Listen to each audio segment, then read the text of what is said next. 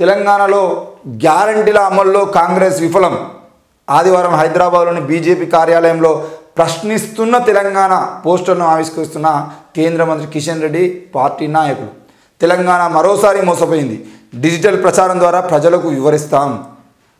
Digital ప్రచారం ద్వారానే ప్రజలకు వివరిస్తారు. ఎందుకనంటే వీళ్ళకు ఊళ్ళల్లోకి పోవడానికి మొహం లేదు, ఊళ్ళల్లో ప్రచారం చేయడానికి మొహం లేదు, ఊరు తిరగడానికి ధైర్యం లేదు, వాడవాడకు నడవడానికి వీళ్ళకు చేత కాదు. కాబట్టి డిజిటల్ ప్రచారం ద్వారా ప్రజలకు వివరిస్తారు.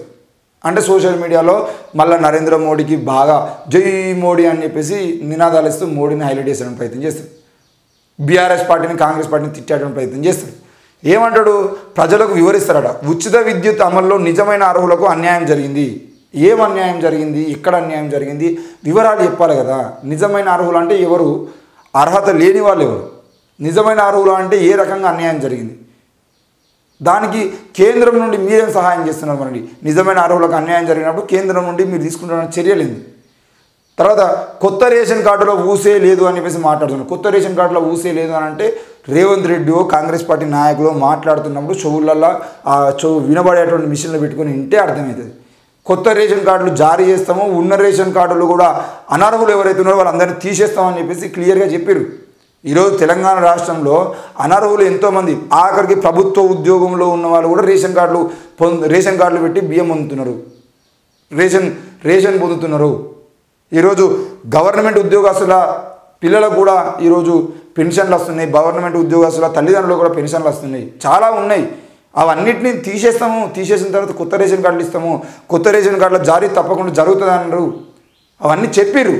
తప్పకుండా రేషన్ కార్డులకు సంబంధించిన విషయంలో జాప్యం జరుగుతుంది. ఎందుకు అనంటే ఒక్కరికి ఇద్దరికి కాదు, దాదాపు లక్షల మందికి రేషన్ కార్డులు ఇవ్వాలి. ఇప్పుడు గత 10 ఏళ్ల కాలంలో కేసీఆర్ రేషన్ కార్డులు ఇవ్వకపోవడం వల్ల ఎంత లేదన్నా ఈరోజు లక్షలాది మంది ఈరోజు రేషన్ కార్డులకు అప్లై చేసుకున్నారు.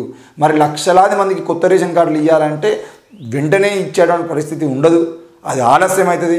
అది కూడా వీలైనంత వరకు ఇంకో 2 నెలలు 3 నెలల్లో వాళ్ళు పూర్తి చేసేటువంటి పరిస్థితి పని చేస్తారు. ఒకవేళ పూర్తి చేయకపోతే తప్పకుండా కాంగ్రెస్ పార్టీకి ప్రజల నుండి వ్యతిరేకత వస్తుంది. రేషన్ కార్డుల కోసం రోడ్ల మీదకి వచ్చేటువంటి పరిస్థితి కూడా వస్తుంది. రేషన్ కార్డులో ఊసే లేదు అని అంటే రేషన్ కార్డులు ఉన్న రేషన్ కార్డుల కోసం కేంద్ర ప్రభుత్వం నుండి మీరు ఏం చేస్తున్నారు? అంత్యోదయ కార్డుల విషయంలో మీరు ఏం చేశారు? మళ్ళీ అంత్యోదయ కార్డులు ఇప్పించడానికి ప్రయత్నం ఎందుకు చేస్తలేరు? పేదవాళ్ళకి బుక్కలు భూ పెట్టడం కోసం మీరు ఎందుకు పనిచేస్తలేరు? ఆ విషయం చెప్పండి. ఎవదే త్యాగాల తెలంగాణ కేసీఆర్ చేతిలో 10 ఏళ్ళు బందీ అయింది. త్యాగాల తెలంగాణ కేసీఆర్ చేతిలో 10 ఏళ్ళు బందీ అయ్యానంటే అసలు త్యాగాల తెలంగాణలో బీజేపీ పాత్ర అయింది. ఎవడు చేసిన త్యాగం తెలంగాణ కోసం? బీజేపీలు చేసిరా? ఎక్కడ చేసిరు బీజేపీలు తెలంగాణ కోసం త్యాగము? ఈరోజు త్యాగాల తెలంగాణ కేసీఆర్ చేతిలో బందీ అయింది అంటే ఈ దేశమే నరేంద్ర మోడీ చేతిలో బందీ అయింది. దాని గురించి ఎందుకు మాట్లాడతలేవు? 10 ఏళ్ల నుండి ఈ దేశంలో ఉన్నటువంటి ప్రజలందరూ బందీలుగా బతుకుతున్నారు. ఎక్కడ మొత్తం అన్యాయాల పుట్టగా మారినటువంటి భారతదేశ చరిత్ర గురించి 10 ఏళ్ల చరిత్ర గురించి నువ్వు మాట్లాడగలుగుతావా? ఈరోజు రజాకార్ గురించి మాట్లాడుతూ, చరిత్ర గురించి మాట్లాడుతూ, మొత్తం వేదాల్లో ఉన్న వాటిని ఈ దేశంలో పాటిస్తున్నాం అని చెప్పేసి రకరకాల చరిత్రను మాట్లాడేటువంటి మీరు గత 10 ఏళ్ల చరిత్ర గురించి మాట్లాడగలుగుతారా? ఏది నల్లధనం వెనక్కి తీసుకొస్తాన్న మాటలు ఇవి? 50 రూపాయలు ఉన్నటువంటి పెట్రోల్ని 100 రూపాయలు 110 రూపాయలు చేసినటువంటి ఘనత మీది కాదా? 500 రూపాయలు ఉన్నటువంటి 600 రూపాయలు ఉన్నటువంటి గ్యాస్ సిలిండర్ ధరను ఈరోజు 1100 1200 రూపాయలకు పెంచినటువంటి ఘనత మీది కాదా?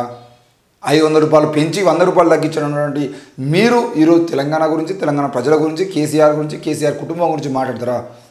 తెలంగాణ కోసం కేసీఆర్ చేయాల్సినంత చేసిండు, ఆయన పరిపాలించిండు. ఆ పరిపాలన ప్రజలకు నచ్చలేదు.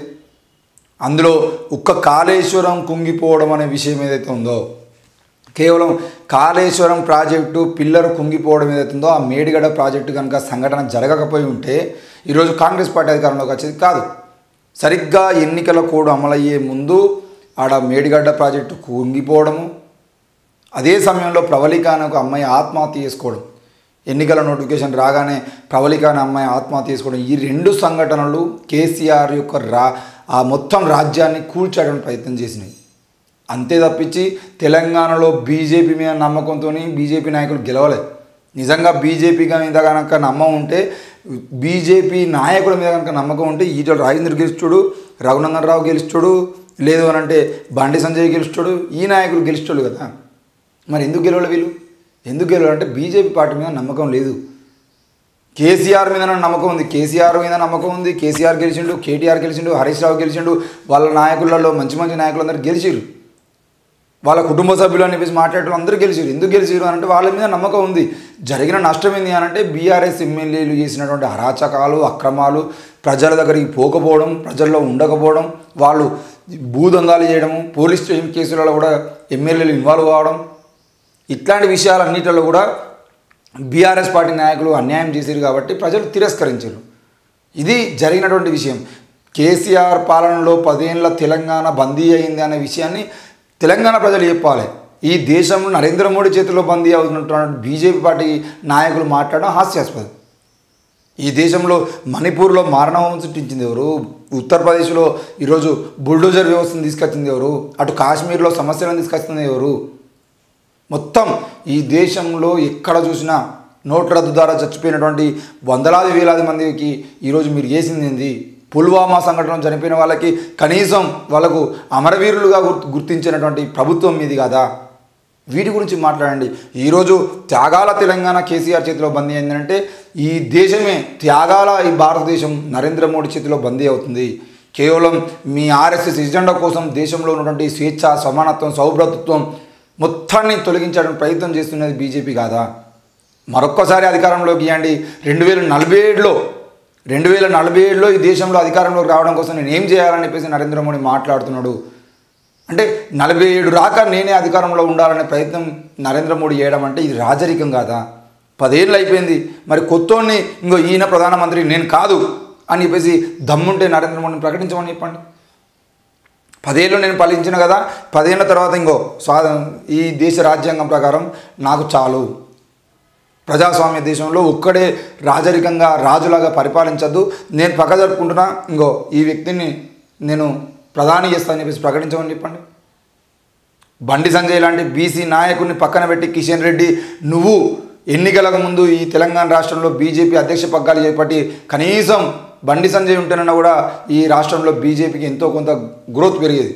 నువ్వు వచ్చినాక ఏం జరిగింది? ఎంత నష్టం జరిగింది బీజేపీ పార్టీకి? ఆ విషయం కూడా మాట్లాడండి.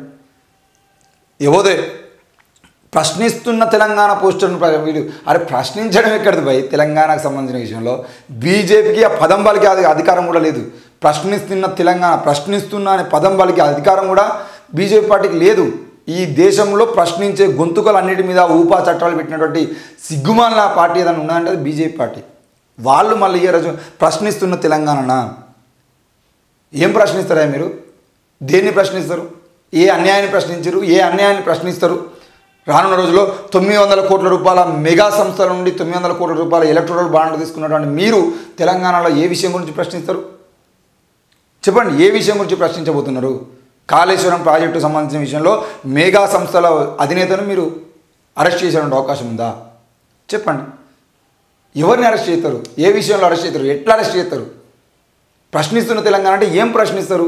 అసలు ప్రశ్నించే అధికారం ఈ దేశంలో, ఈ రాష్ట్రంలో ప్రశ్నించే గొంతుకలు ఉన్నటువంటి వాళ్ళని ఎంతోమంది మీద కేసులు పెట్టింది కదా. మీరు కేసులు పెట్టినటువంటి ప్రభుత్వం మీది కదా. మరి ఆ విషయంలో ఊపా చట్టం కింద విద్యార్థి నాయకుల మీద కూడా అరెస్ట్ చేసి విద్యార్థి నాయకుల మీద కూడా ఈరోజు ఊపా చట్టాలు పెట్టి విద్యార్థులకు భయపడే పరిస్థితుల్లో బీజేపీ పార్టీ ఉంది అనంటే మీరు ప్రశ్నించడానికి అర్హులా? ప్రశ్నిస్తున్న తెలంగాణని మాట్లాడడానికి బుద్ధి ఉండాలి కొంచెమైనా. రాష్ట్రంలో కాంగ్రెస్ పార్టీ అధికారం చేపట్టి 100 రోజులు గడుస్తున్నా 6 గ్యారెంటీలు అమలు చేయడంలో పూర్తిగా విఫలమైందని చెప్పేసి మాట్లాడుతున్నారు. 100 రోజుల్లోనే 6 గ్యారెంటీలు అమలు చేయాలని మీరు మాట్లాడుతున్నారు కదా. 10 ఏళ్ల పాలనలో మీరు అమలు చేసింది ప్రతి నిరుద్యోగి అకౌంట్లో ఇస్తానన్నటువంటి, ప్రతి పౌరుడి అకౌంట్లో ఇస్తానన్న 15 లక్షల రూపాయలు ఇప్పుడు వేసిరా? మీరు వేసిరా? మా 15 లక్షల రూపాయలు మాకు వేయండి మరి ప్రతి పౌరునికి. 2 కోట్ల ఉద్యోగాలు అన్నారు. 2 కోట్ల ఉద్యోగాలు ఇవి మాట్లాడండి. ప్రశ్నిస్తున్న కాదు, ప్రశ్నిస్తున్న తెలంగాణ కాదు, ప్రశ్నిస్తున్న భారత్ అని చెప్పేసి పోస్టర్ రిలీజ్ చేసి దమ్ముంటే. నల్లధనం వెనక్కి తీసుకొస్తాను నరేంద్ర మోడీ. నల్లధనం ఏడవైంది? నల్లధనం ఏది? నువ్వు తీసుకొచ్చిన నల్లధనం ఎంత తీసుకొచ్చినావు వెనక్కి? లక్షల కోట్ల రూపాయల అవినీతి చేసి దేశం వదిలేసి పోతున్నటువంటి వాళ్ళందరికీ గ్రీన్ మ్యాట్ వేసి వాళ్ళందరూ విమానాలు ఎక్కించి దగ్గరుండి పైలట్లుగా కూడా పనిచేసినటువంటి బీజేపీ నాయకులు ఈరోజు ప్రశ్నిస్తున్న తెలంగాణని మాట్లాడతారా? మరి ప్రశ్నిస్తున్న భారతదేశంలో ఎవరు మాట్లాడాలి? ఈరోజు ఇదే పేపరు, ఇదే టైటిల్ పట్టుకొని ప్రశ్నిస్తున్న భారతదేశం అని చెప్పేసి టైటిల్తో మేము మాట్లాడితే ఊరుకుంటారా మీరు? కనీసం ఈ దేశంలో స్వేచ్ఛ సమానత్వం లేకుండా చేసి ఈరోజు మాట్లాడే హక్కు లేకుండా, వాక్ స్వాతంత్రం హక్కు లేకుండా చేసి మాట్లాడుతున్న వాళ్ళ మీద కేసులు, మతాలకు సంబంధించినటువంటి చిచ్చులు, ఇది బీజేపీ పార్టీ చేసుకుంటూ మళ్ళీ ప్రశ్నిస్తున్నాం అని చెప్పేసి వస్తున్నారు. ప్రశ్నించడానికి మీకు ఏ రకంగా మాట్లాడాలనుకుంటున్నారో ఏందో తెలియదు, కానీ చూసే వాళ్ళకైతే సిగ్గు అనిపిస్తుంది. వీళ్ళేం ప్రశ్నిస్తారా అని చెప్పేసి.